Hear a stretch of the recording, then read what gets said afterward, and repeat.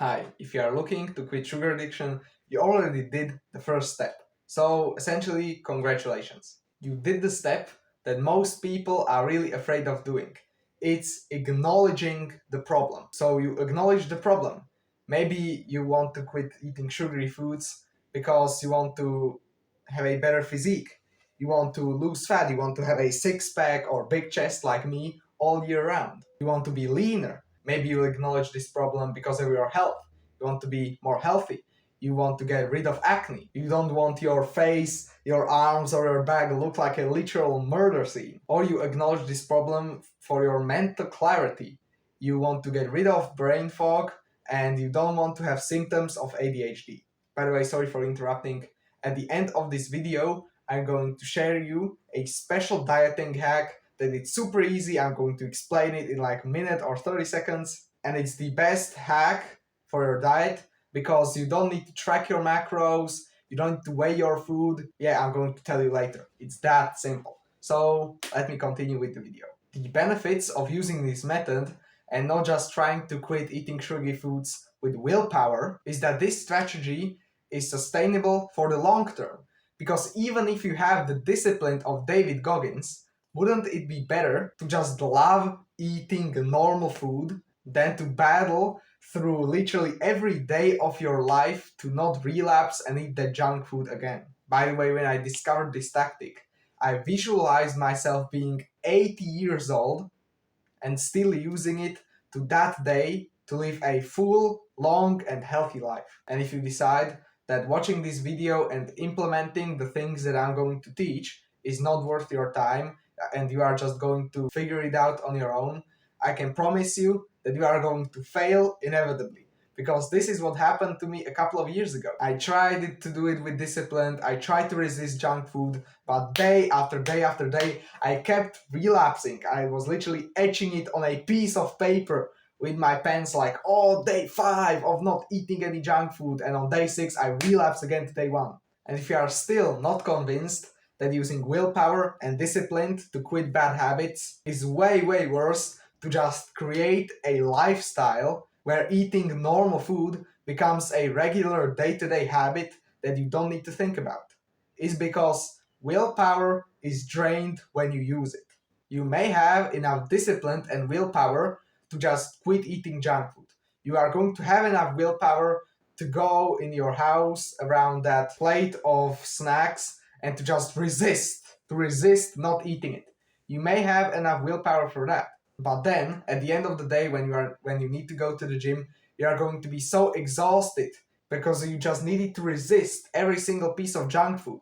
Now you don't have enough willpower to convince yourself to go to the gym. And you don't have enough willpower to convince yourself to not relapse on your nofap streak. Yeah, so enough talking about discipline and willpower. Here are the 3 practical steps to create this new lifestyle. The first one is acknowledge. You need to acknowledge that eating junk food is bad for you. Because if you don't realize just how bad junk food is, you're not going to be able to quit it. I have it literally written on one of these papers on the wall. I'm going to put it on the screen right now. And it says, if you want to make a change, so the change can be quitting eating junk food, but you just can't get yourself to do it, that maybe resonates with you, the pain is not bad enough for you to change it. So the pain of you eating the junk food every single day, feeling like shit, having brain fog, having acne, not being lean, being skinny fat, having low levels of testosterone, not getting morning wood every single day. You want to make the pain so intense. And this is done through realization. You need to realize, I have a couple of pieces of junk food here, that let's say this popcorn, need to realize that when it says that it is with butter, it's not butter. It's something called like margarine.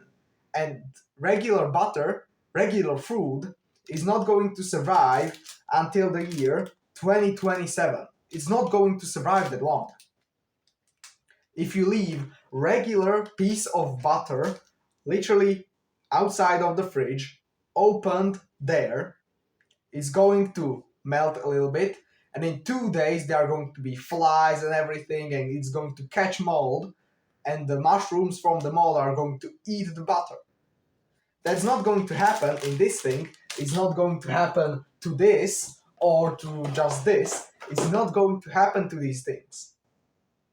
Because there are so many weird, disgusting chemicals that lower your testosterone levels. To make this realization even more intense and even more hard-hitting, I recommend you watching a couple of videos on like why is junk food bad for you, what are estrogenics, why seed oils are bad for you, research the bad ingredients that are inside of these things. Let's say, for example, a piece of protein bar, like a chocolate protein bar. It says soy protein. I'm not going to eat that right away because I know that soy is estrogenic and it's going to decrease my testosterone, so I'm not going to eat that. If it says sunflower oil, I know that seed oils are bad for me, so I'm not going to eat it. It's wrapped in plastic. Plastic is estrogenic, so I'm not going to eat that. And also, the protein bar is too sweet for me. That's why I also don't eat it. That's the point that you want to get to. You want to get to the point where eating junk food is disgusting because it's maybe too sweet, it smells awful, we are also going to talk about that, and you know that the ingredients that are in there are not good for you. So we are going to be mindful of when you are going to eat that, it's going to be bad for you. This also ties up to something that I call intellectual coping. Because if you watch this video to this part, you are probably not really stupid.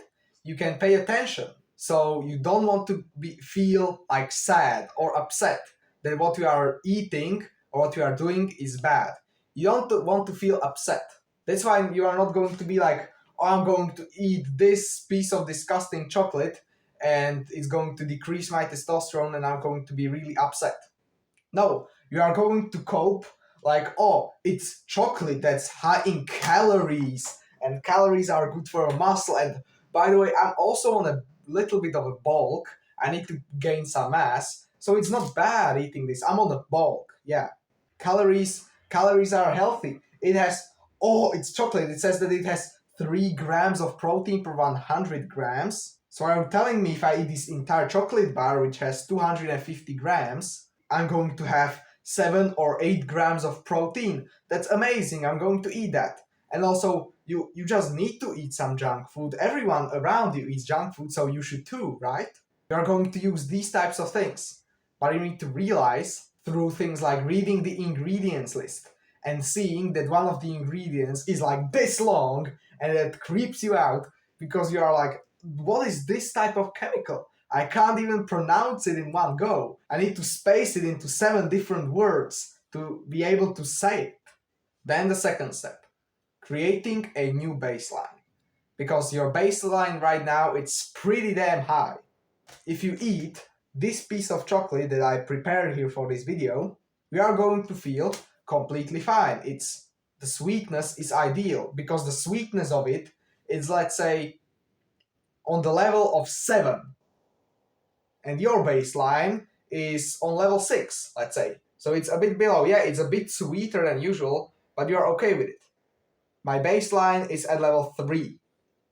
So if I eat something that is at level 6 sweetness, I'm going to be like, holy shit, that's so sweet, I don't want to eat that. But you are eating with ease. So you want to decrease that baseline. So when you eat some junk food, you're going to be like, ew, that's so sweet, how could I eat this? You need to nerf that baseline because you are eating all of these disgusting shit like popcorn with butter and there is no butter in it. You are eating like Mozart's bowls with 150 ingredients and you are saying that it is okay. You are so addicted that these sweet things are not even sweet for you. But yeah, I don't blame you because there are some evil companies that hire these scientists to make the food so addictive that you buy more. They do this to make more money. And you are just a victim. And I don't blame you. I was also in this rat cycle of grabbing a piece of junk food, eating it, and then wanting more because it spiked my dopamine. It's not your fault, really. It's the fault of these really greedy rich men that want to make even more money. It's the fault of these mega companies like Nestle that fund studies to prove that their products are healthier when they are really not. So how do you create this new baseline? This might sound a bit hard, but it's by quitting all junk food for 2 or 3 weeks. This is going to require some willpower, but I'm going to share you the number one hack to help you quit any addiction. Because you want to lower your baseline. If your baseline is at 6 and you want to make it a 3, you need to eat the foods that I eat. You need to eat the foods that are not that sweet as the previous one. So we are going to cut all of that shit out. Everything right now. Throw it all out. And after those 2 or 3 weeks, that may be enough to get you to level 4 or to level 3. But how do you do this? Because I understand it's going to be really hard quitting like all of this at the same time. But it's going to be worth it. Let me give you this analogy. Let's say a gym membership is 4 euros per pass. And every time you go to the gym, you pay 4 euros. 4 euros, 4 euros. And you go to the gym 6 times a week. And that equals out to 24 euros per week. But let's say they gave you an offer. You pay us, let's say 4,000 euros.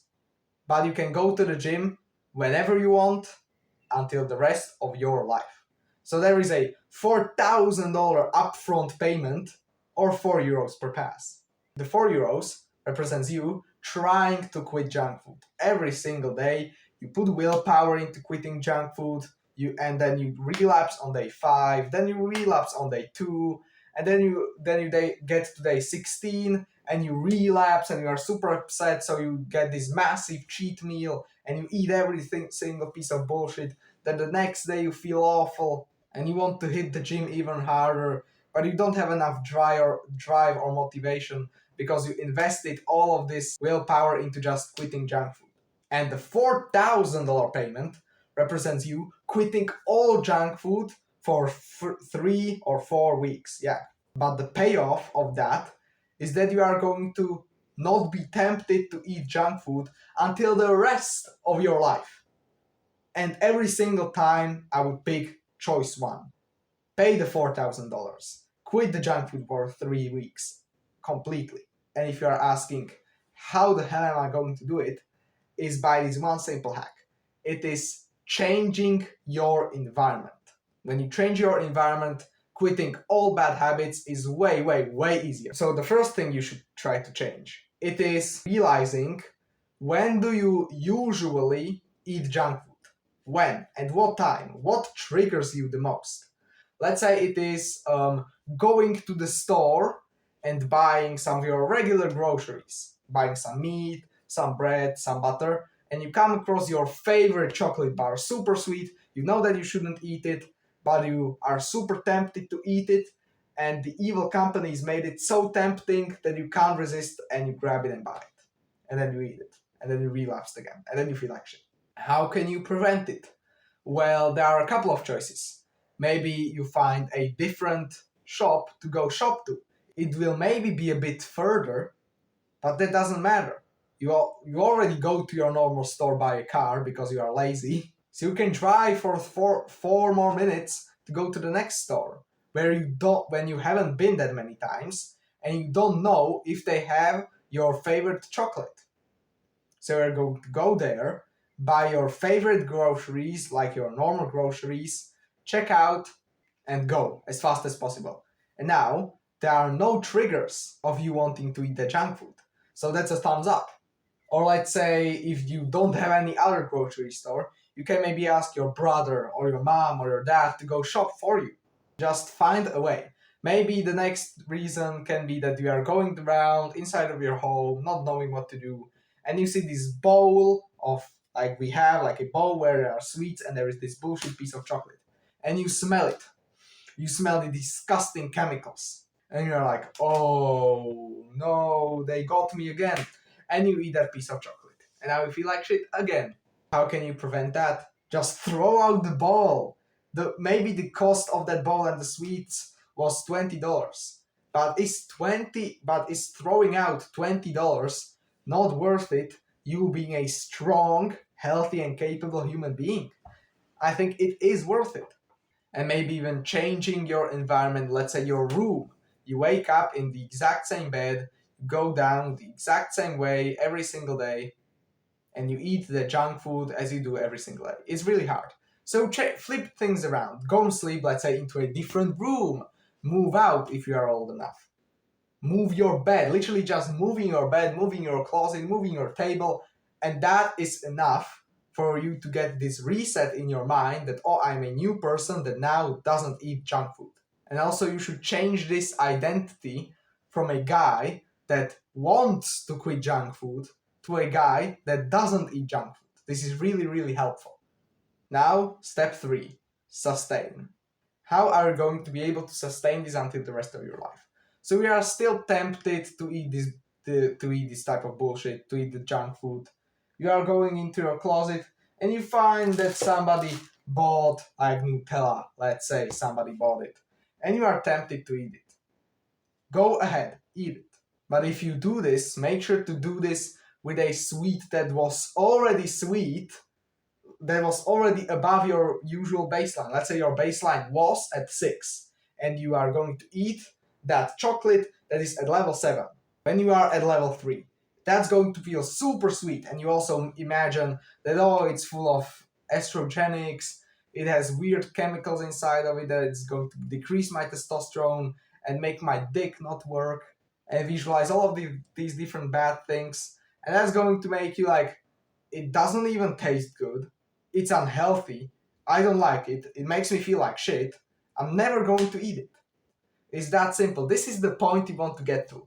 It may take a couple of tries. For me, it took only 1 try, but I literally think this is the best way to quit eating junk food. Literally. And now, the dieting hack that you've been all waiting for. It's called like this. Eat the foods that are the ingredient on its own. Let me explain.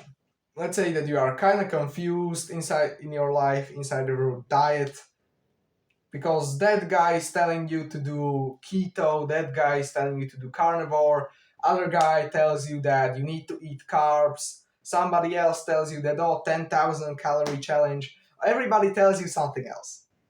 But if you want a lean physique, like me and a bunch of other guys that recommend this diet, it's called eat the ingredient on its own. So what should you decide what you eat? Let's say you are going to make scrambled eggs. What do you put inside of scrambled eggs? You put eggs. Eggs is an ingredient on its own. You put some peas. Peas, that's an ingredient on its own. What is peas? Just peas. What is eggs? Just eggs. And you put salt. Yeah, salt. What is salt? Just salt. So that means that eating scrambled eggs is completely okay. You go to the store and you buy this protein bar. You think that the protein bar is healthy, but you are, oh, is this an ingredient on its own? What is inside of it? Soy protein, flax seeds or some bullshit, condensed milk, what other bullshit can be inside of there? That sunflower oil that I mentioned. Is that an ingredient on its own? No, there are like 50 ingredients inside of there. I'm not going to eat it. You grab a donut. How many ingredients is that inside of that? Like 15. No, I'm not going to eat that. You go and eat meat and rice. Oh, meat. What is inside of meat? Meat. So you can clearly eat that. What is inside of rice? What is inside of pressure cooked rice? Rice and salt. So you can eat that. If you found this video useful, make sure to like, and if you want more fitness related videos like this, make sure to subscribe to this YouTube channel. By the way, if you made it to this part of the video, you are like top 0.1% of the population, because most people's attention span is literally like 5 seconds. So yeah, bye. You have my respect.